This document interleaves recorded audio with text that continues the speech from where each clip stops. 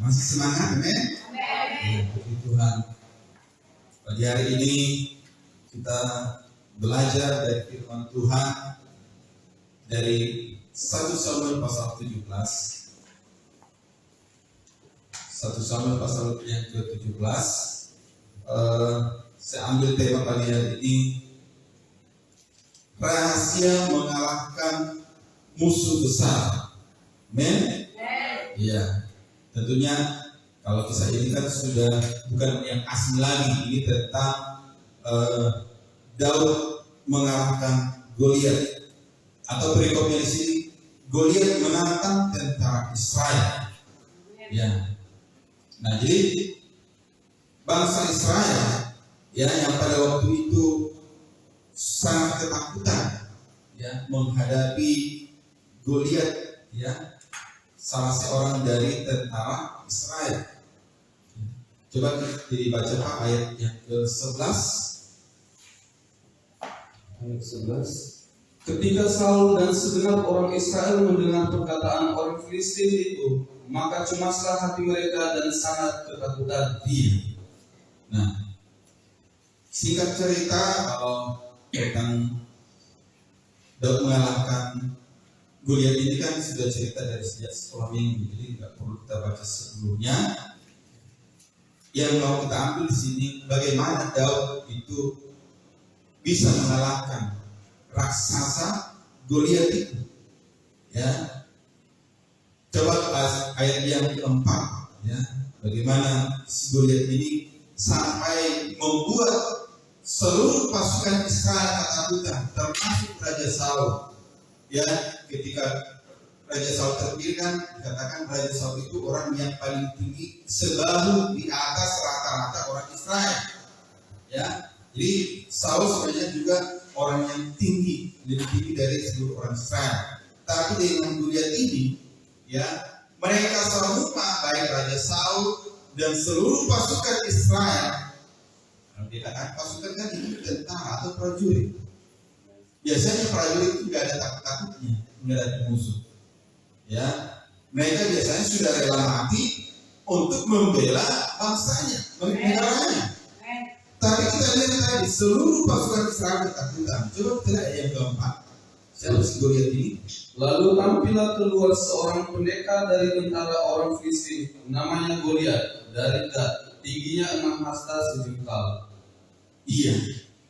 Nah, ini yang membuat bangsa Israel ketakutan.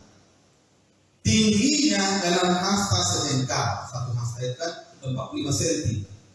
Kalau 6 hasta berarti 6 kali 5 270, ya kan? Tambah sejengkal.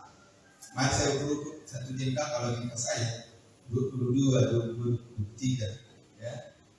Ya. Oke lah, kita rata-ratakan 20. 270 tambah 20 berarti 290.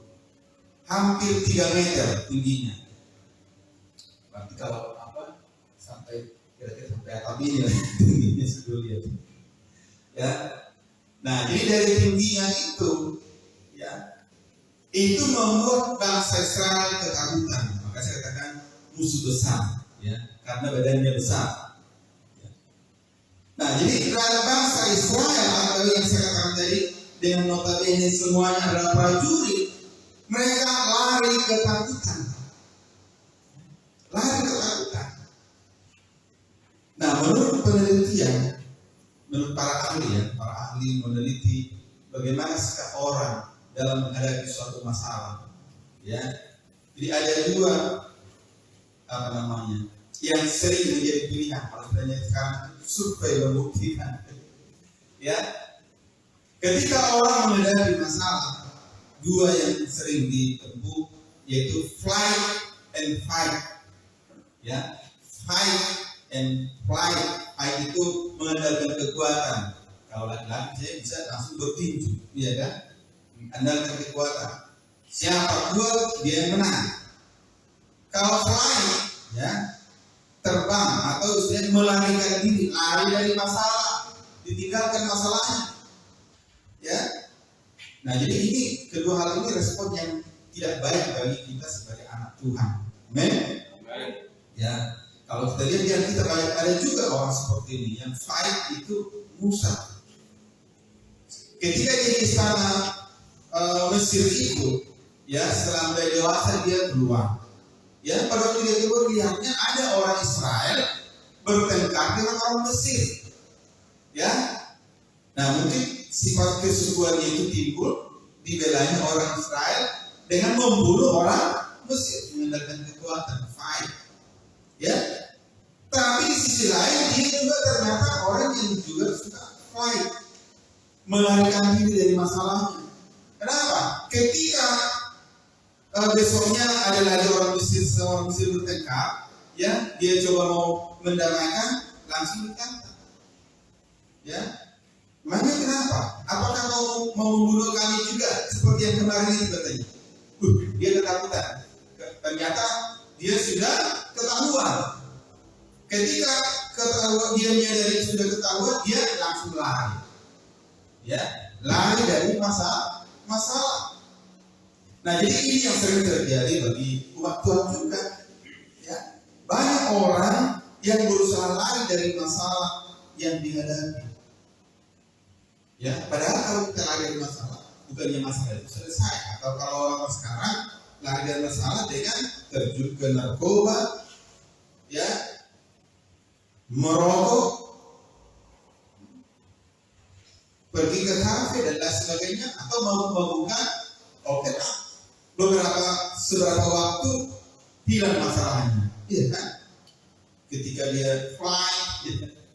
Atau ketika dia mau hilang masalahnya. Tapi ketika dia sadar, apakah masalahnya selesai? Justru tambah masalah. Kebanyakan jadi tambah masalah. Nah, jadi kita umat Tuhan, mari kita belajar hadapilah masalahmu. Amin. Jangan langsung lihat masalahmu besar. Ya, ini yang terjadi kepada orang Israel. Ya. Nah, jadi sekarang bagi umat Tuhan di sini, mungkin ada yang sedang menghadapi masalah besar, musuh besar, ya. Nah, jangan langsung lihat besarnya. Kalau orang Batak kan ada juga dibilang bergeneng, ada bergetanoman katanya kan. Hanya besar untuk ditanam, dikuburkan. Tapi ada orang langsung takut melihat dari segi ukuran. Ya. Nah, jadi sekarang bagi umat Tuhan, kalau ada yang sedang menghadapi musuh besar sekalipun, masalah besar, problem atau pergumulan yang besar, jangan langsung takut, jangan langsung stres. Ya, mari andalkan Tuhan. Kita tahu Tuhan itu selalu siap sedia untuk menolong kita. Tapi syaratnya ada syarat. Syaratnya apa? Ya, bertindaklah sebagai seorang Israel. Ya, karena Israel itu artinya pahlawan, atau Israel itu adalah bangsa pilihan Tuhan. Artinya tempatkan dulu dirimu sebagai orang pilihan Tuhan. Kalau kita sudah sebagai orang pilihan Tuhan, maka jangan takut. Kita akan dibela, kita akan disertai, diberkati dan lain sebagainya. Ya, bukan berarti Tuhan menghindarkan masalah dari umat pilihan. Bukan. Ya, saya sering katakan di sekolah juga, ujian itu memang harus kita hadapi supaya nampak kita bertumbuh apa enggak. Anak sekolah tidak akan naik tingkat, tidak akan level kalau nggak ikut ujian. Tidak akan lulus sekolah kalau tidak mengikuti ujian praktik itu.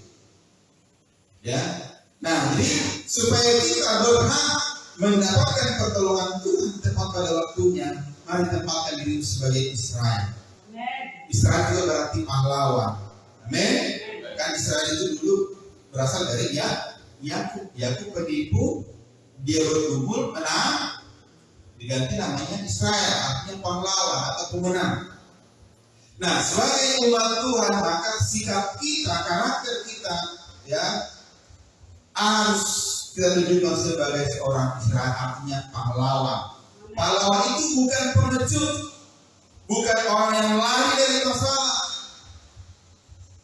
tapi orang yang suka menghadapi tantangan. Ya, sekarang itu petualang-petualang itu, ya, yang suka adventure, ya. Mendaki tebing-tebing. Kalau kita kan nggak dihargai nyawanya, gitu kan? Ya, mendaki tebing pakai tali, sekali putus langsung jadi alam, ya. Tapi bagi mereka itu suatu kesukaan. Kalau kita yang nggak suka tantangan, yang penakut, bodoh itu, matilah nanti itu, katakan. Tapi bagi mereka itu suatu ya kesenangan atau ya apa namanya, hobi, ya. Nah, di dalam Hakim-Hakim pasal 5 ayat 23 saya pernah sampaikan tentang bersikap sebagai pahlawan, ya, membantu Tuhan sebagai pahlawan. Ketika itu kota Meros, ya, ketika kota Meros tidak mau turun sebagai apa membantu, dikatakan dikutuki karena tidak membantu Tuhan sebagai pahlawan. Artinya sikap mereka yang acuh tak acuh, yang pengecut, ya, itu membuat Tuhan sangat benci. Coba dulu ayat yang ke-23, Hakim-Hakim pasal 5 ayat 23. Kutukilah kota Meros, firman malaikat Tuhan, kutukilah habis-habisan penduduknya, karena mereka tidak datang membantu Tuhan sebagai pahlawan. Iya. Membantu Tuhan di sini bukan berarti Tuhan nggak sanggup mengerjakan pekerjaannya, bukan. Membantu Tuhan dengan kita bersikap sebagai seorang pahlawan. Amin. Artinya kalau kita menghadapi masalah, hadapi, andalkan Tuhan. Ya, jangan langsung lari dari masalah, ketakutan. Ya. Jadi kita membantu Tuhan itu dengan kita bersikap sebagai pahlawan. Baru kita layak disebut seorang Israel. Amin. Nah, kalau kita sudah menempatkan diri sebagai seorang Israel, maka kita layak mendapatkan pertolongan Tuhan. Dalam Mazmur 121, di situ dikatakan Tuhan penjaga Israel. Ya, kita lihat dalam Mazmur 121.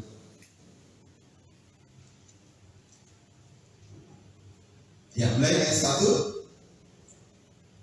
Aku melayangkan mataku ke gunung-gunung, dari manakah akan datang pertolonganku? Pertolonganku ialah dari Tuhan yang menjadikan langit dan bumi. Ia takkan membiarkan kakimu goyah, penjagamu tidak akan terlelap. Sesungguhnya tidak terlelap dan tidak tertidur penjaga Israel. Iya. Nah, sini katakan kan ada rekomendasi di situ kan? Tuhan penjaga Israel. Iya. Tuhan penjaga Israel. Nggak ada di situ itu. Tuhan penjaga Indonesia. Ya. Tuhan penjaga Israel. Maka kalau ingin kita dijaga Tuhan, ditolong Tuhan, tempatkanlah dirimu sebagai Israel. Artinya sebagai pahlawan, bersikap sebagai pahlawan, bukan pengecut. Ya. Nah, dikatakan di sini, sesungguhnya tidak terlelap dan tidak tertidur penjaga Israel. Kalau kita sebagai Israel, maka mata Tuhan selalu tertuju kepada kita. Ketika kita pun menghadapi masalah, menghadapi problema, menghadapi musuh besar sekalipun, Tuhan tidak akan biarkan. Tapi Tuhan kan lihat dari atas, bukan berarti langsung, saya udah datang pencobaan, langsung dialihkan pencobaan, bukan. Dalam surat Paulus dikatakan, pencobaan yang kamu hadapi adalah pencobaan biasa. Ya, tidak melampaui kekuatanmu, katanya. Lalu kata, ketika pencobaan itu datang, maka Tuhan akan memberikan kita jalan keluar, bukan pencobaan yang disingkirkan. Tuhan akan berikan pada kita hikmat bagaimana menyelesaikan pencobaan itu. Amin. Iya, jadi hadapi, ya, yakinkan bahwa Tuhan kita sebagai penjaga Israel tidak pernah tertidur dan tidak pernah terlelap. Ya, ayat yang ke-5. Tuhanlah penjagamu, Tuhanlah naunganmu di sebelah tangan kananmu. Amin. Di mana tangan kanan kita? Di sebelah itu ada Tuhan. Amin. Amin. Ya. Terus ayat yang ke-4 ayat yang ke-7, Tuhan akan menjaga engkau terhadap segala kecelakaan, Ia akan menjaga nyawamu. amin. Amin. Ya, terhadap segala kecelakaan. Ya, baru-baru ini kita dengar 2 orang langsung istirahat karena kecelakaan. Ya, masih anak sekolah. Kalau kita katakan bisa kan kita umurnya. Nah, tapi bagi kita Tuhan yang akan menjaga kita terhadap segala kecelakaan apapun itu. Ya. Karena apa? Karena Dia menjaga kita. Karena kita ini umat pilihannya. Ya, maka sekali lagi tempatkanlah dirimu sebagai seorang Israel, seorang pahlawan, bukan pengecut, bukan pecundang, bukan orang yang lari dari masalah. Ya, sekali lagi saya katakan, ketika kita menghadapi masalah, pergumulan, musuh besar, mari yang melihat besarnya, lihat tangan Tuhan yang kuat. Ya, dari mana datang pertolonganmu? Katanya, ya, dari Tuhan. Amin. Ya. Nah, jadi ini yang tidak diketahui oleh orang Israel. Mereka hanya langsung melihat musuh besarnya itu, postur tubuhnya si Goliat, ya, langsung putus asa, gak ada lagi harapan katanya, ya. Menghadapi Goliat, ya, semua orang Israel yang jadi prajurit Saul itu lari ketakutan, ya. Tapi kita lihat Daud yang bukan berlatar dan belakang dari prajurit, bukan dari gembala, ya. Dia akan tampil sebagai pahlawan yang gagah berani. Nah, yang dikatakan Israel, amin. Ya. Tampil sebagai pahlawan yang gagah berani. Nah, jadi sekali lagi, mari umat Tuhan, ya, mungkin ada yang menghadapi masalah besar atau masalah kecil, mari tampil sebagai pahlawan yang gagah berani. Masalah kita itu anggap kecil itu. Jangan fokus kepada masalahnya, fokus kepada pertolongan Tuhan. Kita punya Allah yang besar. Nah, dari apa yang dilakukan oleh si Daud, ya, menghadapi Goliat, ada 4 rahasia untuk mengalahkan musuh besar atau masalah besar kita. Ya, yang pertama ayat yang ke-32 dalam 1 Samuel pasal 17 tadi, ayat yang ke-32. Berkatalah Daud kepada Saul, janganlah seseorang menjadi tawar hati karena dia, hambamu ini akan pergi melawan orang Filistin itu. Iya. Nah, yang pertama rahasia untuk mengalahkan musuh besar, ya, adalah jangan tawar hati. Coba katakan kiri kanan, jangan tawar hati. Kalau kitab Amsal pasal 24 mengatakan, ya, Amsal 24 ayat 10, kalau kita langsung tawar hati, disitulah nanti kita langsung kehilangan kekuatan, kehilangan mental kita langsung down. Ya, akhirnya dengan mudah kita dikalahkan musuh itu. Amsal 24 yang ke-10, Jika engkau tawar hati pada masa kesesakan, kecillah kekuatanmu. ketika kita menghadapi suatu masalah, langsung tawar hati, langsung merasa nggak bisa berbuat apa-apa, itu memperkecil kekuatan kita. Ya, artinya dengan sendirinya kita merasa tidak mampu lagi, langsung lemah. Tawar hati juga itu berarti kehilangan rasa. Ya, kalau tawar, ya, tawar artinya tidak ada rasa. Ya. Nah, kalau dikatakan roti tawar berarti roti yang tidak ada rasanya, kan? Maka biasanya ada selai-selai kan, biar agak berasa. Dalam kitab Matius, Injil Matius dikatakan garam yang tawar, ya, tidak ada lagi rasa asinnya. Maka dikatakan tidak ada lagi gunanya selain dibuang dan diinjilkan orang. Ya, karena di Israel itu kan nggak tahu sama sekali ya. Garam mereka itu kan garam batu itu, ya, itu dimasukkan ke masakan. Jadi di batunya tetap, ya, tapi rasanya nanti makin lama makin hilang. Kalau sudah larut dengan masakannya, ya. Kalau kita kan garam yang sudah halus, ya kan? Garam halus, larut dia dalam masakan itu, nggak ada bekasnya. Kalau mereka batunya itu kalau sudah hilang rasa asinnya, nah batunya dibuang. Jadi tidak ada lagi gunanya. Tawar hati itu berarti hilang kepribadiannya, hilang keberaniannya, merasa hilang semuanya kekuatan, kemampuan, jadi lemah, kecut, ketakutan, sekarang tidak bernyali, tidak bermental. Ya. Maka kalau orang sudah tawar hati, itu biasanya sudah hilang semangat.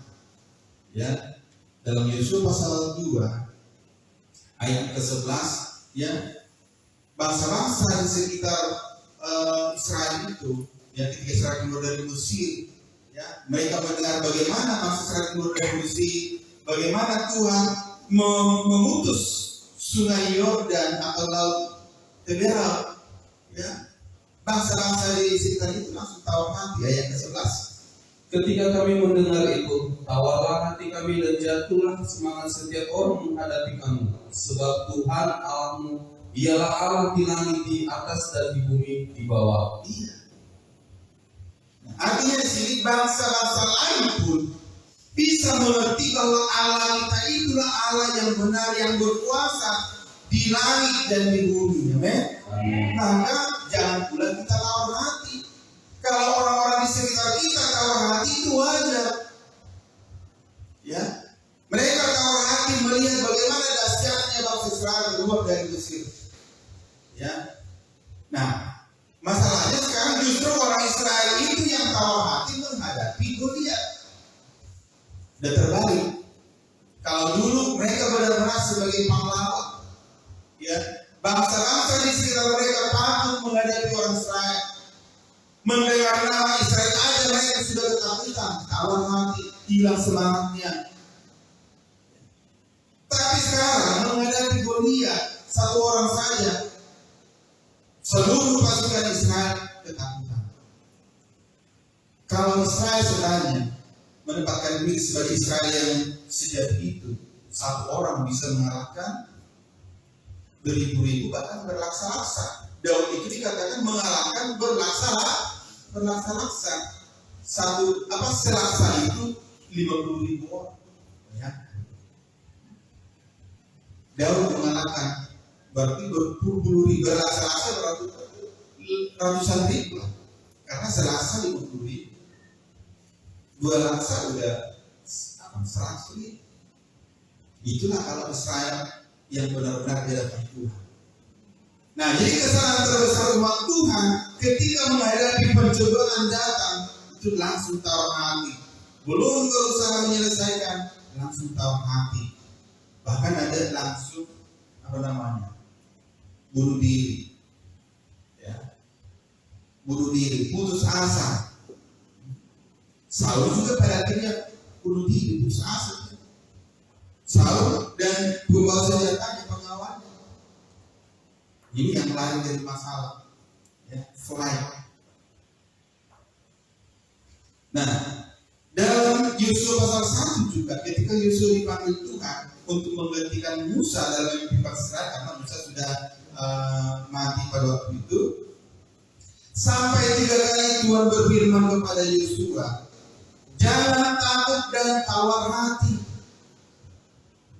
Jadi sebenarnya hidup kita ini tergantung pengelolaan hati. Amin. Kita menghadapi musuh kita itu tergantung dari hati kita. Kalau hati kita langsung tawar hati, maka dikatakan tadi kita Amsal itu langsung hilang kekuatan. Kalau kamu tawar hati, ya, menghadapi pencobaan hilanglah kekuatan. Nah, jadi Yosua pun mungkin seperti itu juga, ya kan? Mungkin dilihatnya begitu banyaknya bangsa Israel ini, ya. Dia sudah berpengalaman bagaimana Musa sering didemo oleh bangsa Israel, ya. dia sempat tawar hati. Lalu Tuhan katakan sampai 3 kali dalam Yusuf pasal 1 ayat yang ke-6, jangan tawar hati, jangan kecut. Ayat yang ke-6 Yusuf 1, Kuatkan dan teguhkanlah hatimu, sebab Allah yang akan memimpin bangsa ini memiliki negeri yang dijanjikan dengan bersumpah kepada nenek moyang mereka diberikan kepada mereka. iya, kuatkan dan teguhkanlah hatimu, kata Tuhan. Ayat 7, Hanya kuatkan dan teguhkanlah hatimu dengan sungguh-sungguh. iya.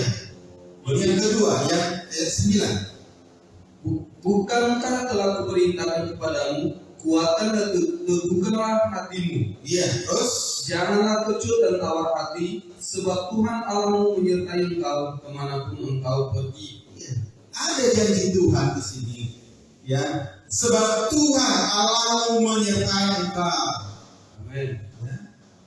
Kemana? Kemanapun engkau pergi. Ketika Yesus lahir dalam kitab Matius dikatakan namanya disebut apa? Bukan dalam Injil Matius.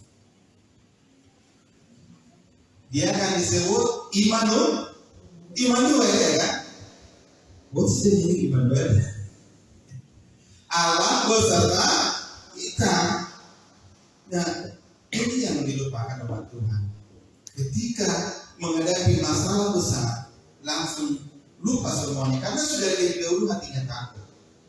Lupa bahwa Allah menyertai kita atau Allah beserta dengan kita. Amin. Ya. Janganlah kecut dan tawar hati, sebab Tuhan Allahmu menyertai kau kemanapun engkau pergi. Ya, dimanapun kita berada, baik ketika dalam perjalanan, baik ketika duduk, ketika berdiri, ketika tidur, dan berkhotbah lagi lebih apa dalam ketika tidur katanya diberkati Tuhan, ya kan? Nah, jadi bagaimana lagi kita untuk tahu Tuhan beserta kita? Ya. Nah, jadi terakhir kalau Yosua itu dikuatkan oleh para pengaturnya, itu ayat yang ke-18 kalau kita baca.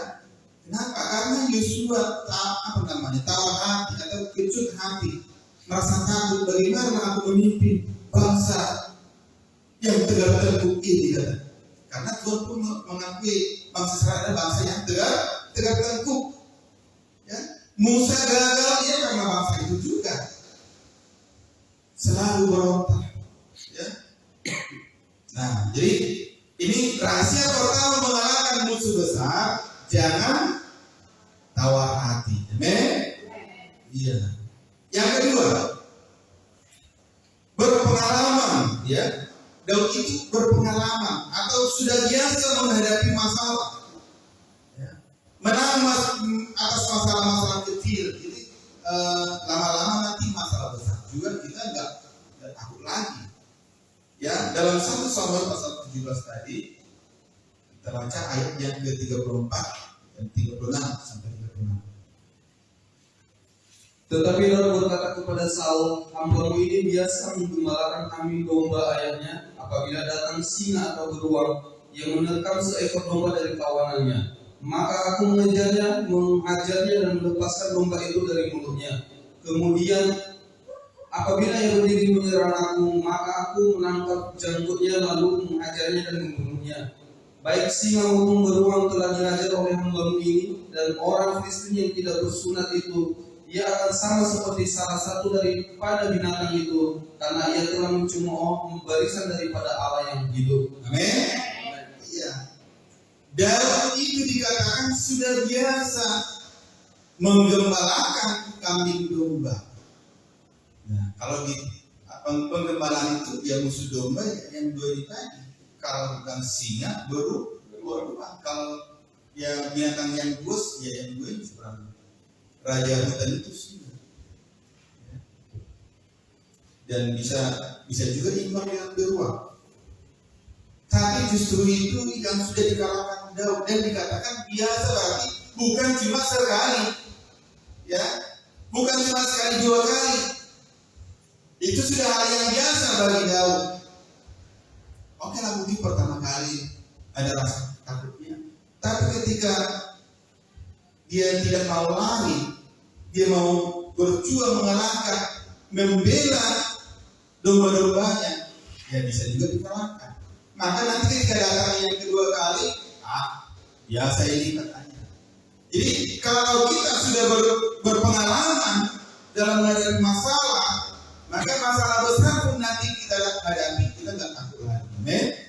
Iya. Jadi ke depan ketika ada masalah pun, ya, dulu pun masalah sebesar itu kan bisa kalau kau kan maunya menasihati teman-teman, ya Bu, sahabatnya Bu, ya, aku dulu juga seperti itu. Yang ibu alami ini belum seberapa.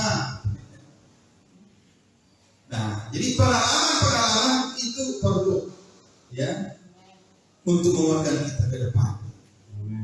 Daud tidak pernah lari meninggalkan dombanya untuk menyelamatkan diri. Kalau gembala-gembala palsu, ya, yang hanya dikatakan gembala panah, ketika serigala datang, ya, mereka lari duluan, ya, menyelamatkan diri.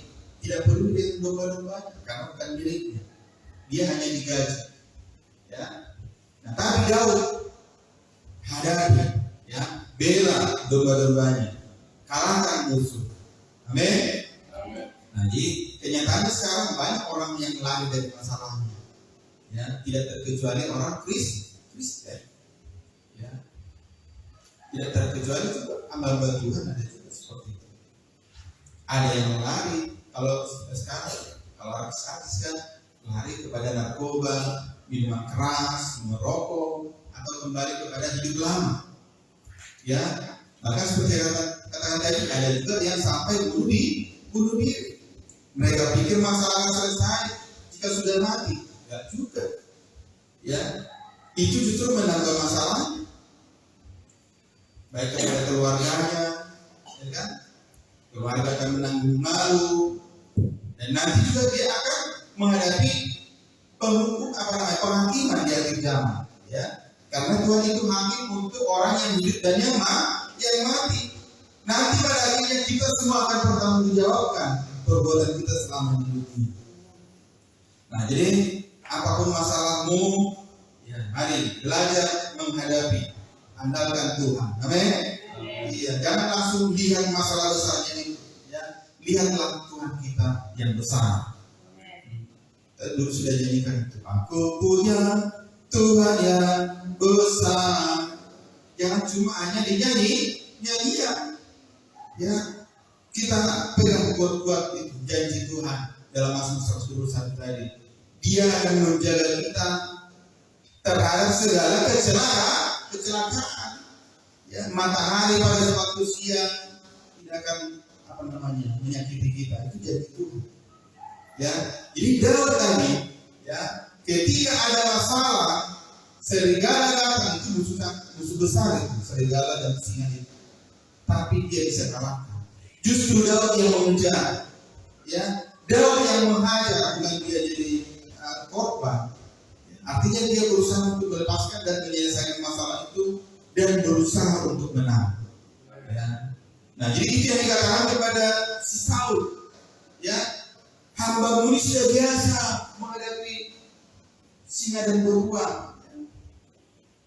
Artinya yang dihadapi Daud pun bukan hanya satu masalah, ya, bukan hanya sekali, sudah berpengalaman.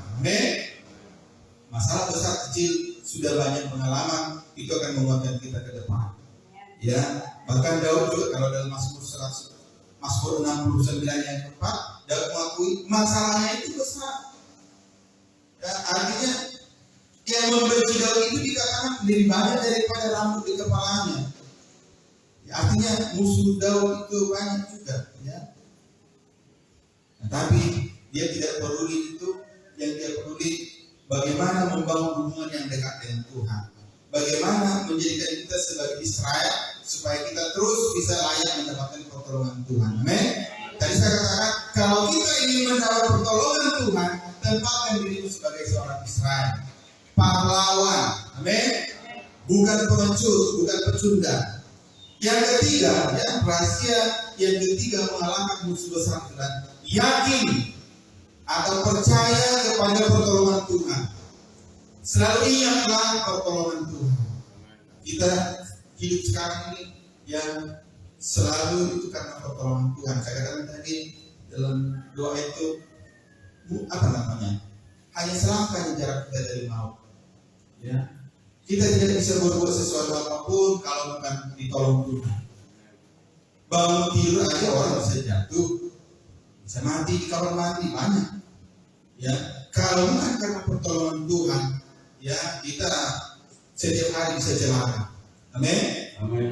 Nah, jadi supaya kita bisa menang dalam pencobaan atau mengalahkan musuh besar kita, yakin bahwa ada pertolongan Tuhan. Coba dalam ayat ke-27 1 Samuel 17 tadi. Pula kata Daud, Tuhan yang telah melepaskan aku dari cakar singa dan dari cakar beruang, Ia juga akan melepaskan aku dari tangan orang Filistin itu. Kata Saul kepada Daud, pergilah, Tuhan menyertai engkau. Amin. Amin. Ya. Daud sangat yakin, ya, Tuhan yang telah melepaskan aku dari cakar singa dan dari cakar beruang. Ya, tapi di sini juga kita harus jujur kepada Tuhan. Amin. Jangan nanti kita ngomong sama orang, karena pandainya aku, karena kuatnya aku, ya bisa selesaikan masalah itu. Jadi membanggakan diri itu musuh tanpa musuh kita juga. Ya, angkat namanya, banggakanlah Tuhan atau akuilah bahwa Tuhan yang memberikan kita kemenangan. Coba dulu itu. Dan itu meyakinkan kita kalau dulu kita sudah ditolong Tuhan, maka menghadapi sekarang juga pasti ditolong Tuhan. Amin. Amin. Ya. Tuhan yang telah melepaskan aku dari cakar singa dan cakar beruang, Dia juga akan melepaskan aku dari tangan si Goliat itu. Ya. Nah, jadi Daud tidak memandang besarnya si Goliat lagi, tapi dia memandang yakin kepada tangan Tuhan yang kuat. Amin. Nah, jadi kembali saya katakan, jangan lihat besarnya masalah itu. Jangan fokus kepada masalah, fokuslah kepada Tuhan. Yakin bahwa Tuhan akan menolong. Ini yang dilakukan Daud, sehingga dia nggak takut menghadapi Goliat. Ya, kalau kita bahas ceritanya, di samping Goliat juga ada khusus pemegang senjata. Senjatanya aja berapa kilo itu, gadanya, tombaknya, ya, ada lagi perisainya di bawah pengawal itu. Tapi Daud tidak lihat itu. Yang dia lihat, yang dia yakini dalam hatinya, tangan Tuhan lebih kuat dari situ. Ya.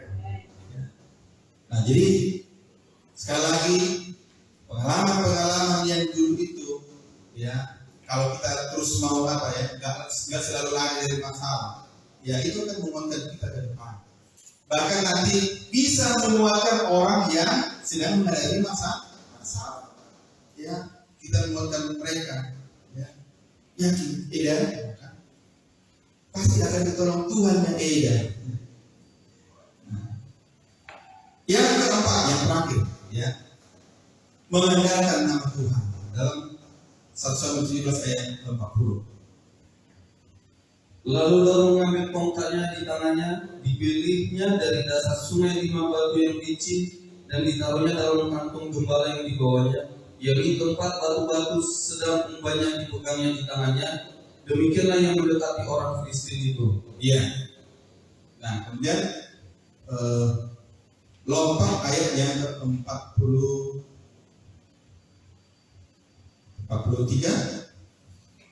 Orang Filistin itu berkata kepada Daud, anjingkah aku, maka engkau mendatangi aku dengan tongkat. Lalu demi para awaknya, orang Filistin itu mengutuki Daud. Ayat 45.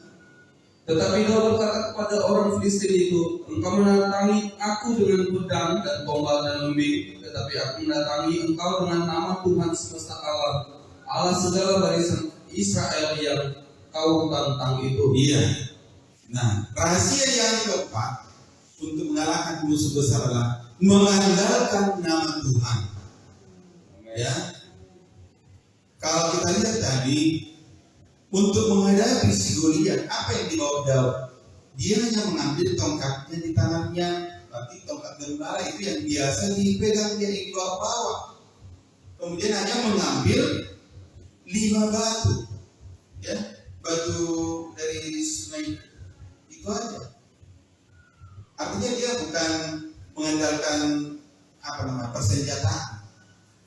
Nah, jadi menghadapi musuh, masalah, cukup dengan apa yang ada pada kita. Kalau Daud itu cukup dengan perlengkapan penggembalaan. Kalau kita baca ceritanya, sebenarnya Saul sudah menawarkan persenjataannya yang lebih lengkap. Kalau kita sekarang canggih, ya, dipakai baju rompi. Kalau di situ kan baju jiran. Kalau kita sekarang rompi anti peluru, ya, semua dari tembaga, ya, pedangnya dan sebagainya. Tapi ketika Daud menggunakan itu, justru dia nggak bisa berjalan karena sangat besar bagi si Saul, ya. Justru itu merepotkan. Nah, makanya Daud yang cukup aja apa yang biasa dipakainya. Artinya bukan senjata itu yang diandalkan dia, tapi dia mengandalkan nama Tuhan. Nah, jadi ke depan bukan soal fasilitas atau persenjataan yang canggih atau modern, ya. Karena apa? Karena peperangan kita ada di tangan Tuhan. Sekali lagi saya katakan, kalau kita bersikap sebagai seorang Israel sejati, pahlawan, maka Tuhan yang bertindak. Cukup kita bersikap sebagai pahlawan tadi.